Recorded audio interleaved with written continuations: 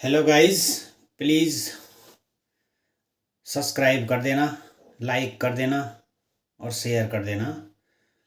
मैं विशेषकर अपने उत्तराखंडी लोगों को समझाना चाहता हूँ कि कल मैं एक समाजवादी पार्टी के प्रवक्ता जो भदौरिया है, वो हमेशा हरी टी शर्ट पहन के आता है डिबेटों में, उस गधे की कुछ बातें सुन रहा था।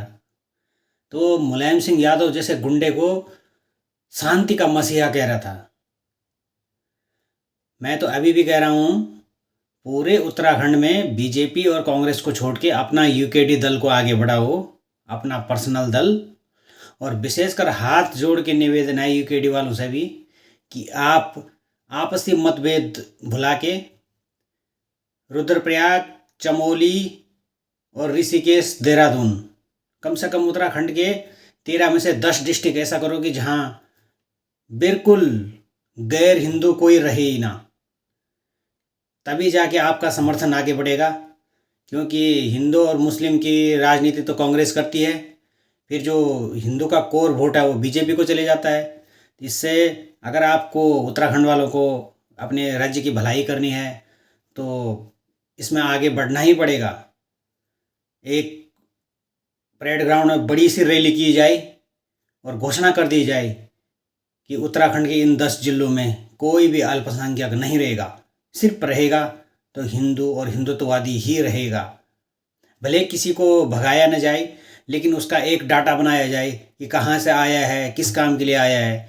क्योंकि आजकल बहुत जैसे गांव में हमारे सब लोग तो भारी नौकरी पर रहते हैं, घर में हमारे बुजुर्ग हैं, हमारी बहनें, माताएं, हमारी हाउस वाइफ हैं, सब घर ही में रहते हैं, बच्चे हैं। तो आजकल बच्चों के अपहरण हो रहे हैं, लूट खरोट चोरियां हो रही गांव में, क्योंकि ये फेरी वाले नजीमाबाद, मुरादाबाद, यहाँ से जा जा के हमारे यहाँ सबकी डिटेल निकाल के सबके घरों में चोरी करते हैं।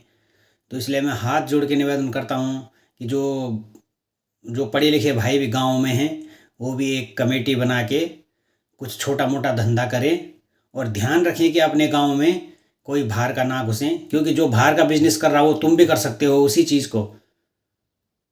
इसलिए, और रही बात राजनीति की, तो मैं हाथ जोड़ के कह रहा हूँ कि यूकेडी वालों को एक बार फिर दोबारा इकट्ठा होना पड़ेगा। और जब तक तुमने, जैसे जिन्ना ने पाकिस्तान बनाने के लिए एक वो रखा था कि हम उस दिन से कार्रवाई करेंगे, वैसे हमें भी अपने उत्तराखंड को सुरक्षित करने के लिए एक बड़ी बड़ी पार्टी, बड़ी मीटिंग करनी पड़ेगी और परेड ग्राउंड में एक सभा करनी पड़ेगी, जिस दिन हम ये उत्तराखंड में घोषणा कर देंगे कि उत्तराखंड के 13 जिले एकदम क्लियर, जैसे एनआरसी के डाटा होता है कि कौन यहाँ का असली निवासी है, कौन बाहर का है, उसका डाटा बनाया जाए, जिससे कि अवैध कोई भी वहाँ घुसे ना। जैसे सऊदी अरब जैसे देशों में कानून है कि वहाँ कोई भी बाहर का आदमी आ सकता है, कमा सकता है, लेकिन वहाँ वहाँ का निवासी नहीं बन सकता है। यही हमारे को कम से कम 10 जिलों में, उत्तराखंड के 10 10 जिलों में ऐसा कर देंगे तो हमारा उत्तराखंड बहुत सुरक्षित हो जाएगा। और रही रोज़गार की बात, जैसे मराठी वाले कर रहे हैं, तो हम भी कर सकते हैं कि वही इन 10 जिलों में करे बिजनेस, जो उसका उत्तराखंडी भाषा है, वही विधायक बने जो उत्तराखंडी भाषा में शपथ ले और उत्तराखंडी भाषा को पहले बोले। ना कि वहाँ से हम ऐसे गधों को जिता देते हैं कि जो आगे जाके हमें ही प्रॉब्लम करते हैं। जैसे अनेक हैं हमारे, जैसे वो हरक सिंह रावत है, गधा, कभी इधर कभी उधर बिना पेंदी का लुट्टा जाता रहता है। इन नेताओं ने हम गरीब जनता को इतना ठग लिया है कि करोड़ों अरबों कमा के अपना बैठ गए हैं। सारी गरीब जनता आज भी वहीं है, और ये नेता कल के अगल बगल में घूमने वाले आज अरबों खरबों की गाड़ियों में अरबों खरबों के मालिक हैं।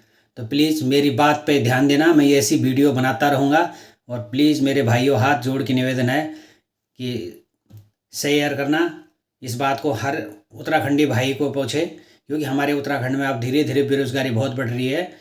क्योंकि बाहर भी करें तो कितना जॉब करें, क्योंकि उत्तराखंड में तो मेन रूप से मूल निवासी को कोई जॉब ही नहीं मिल रही है। सारे बाहर के जो भी नेता हैं, तुम्हारे काशीपुर, ये कुमाऊं की तरफ से तो लगभग आधे से ज़्यादा कई नेता मैंने ऐसे देखे कि अपने अपने बिहार और यूपी के लोगों को भी उन्होंने वहाँ अस्थायी निवास प्रमाण पत्र की नौकरी पे लगा रखा है। इसलिए प्लीज़ हाथ जोड़ के निवेदन है, उत्तराखंड को सुरक्षित करना है तो उत्तराखंड क्रांति दल को एक बार फिर इकट्ठे होना पड़ेगा, एक बड़ी रैली करनी पड़ेगी परेड ग्राउंड में। अगर हमारी ज़रूरत पड़ेगी तो हम भी तो 24 घंटे रेडी हैं, क्योंकि अब बीजेपी तो कुछ कर रही है लेकिन क्या करें, क्योंकि हमें अपने उत्तराखंड को क्षेत्रीय दल के अधीन करना है, ना कि राष्ट्रीय दलों के, क्योंकि राष्ट्रीय दलों के तो राष्ट्रीय सोच पे चलेगा। धन्यवाद। मेरी बात किसी को बुरी लगे तो माफ़ी चाहता हूँ, लेकिन अपने उत्तराखंड को, अपने उत्तराखंडी भाई बहनों, अपने उत्तराखंड के सभी लोगों की सुरक्षा के लिए हमें ऐसा करना ज़रूरी है। थैंक यू, धन्यवाद।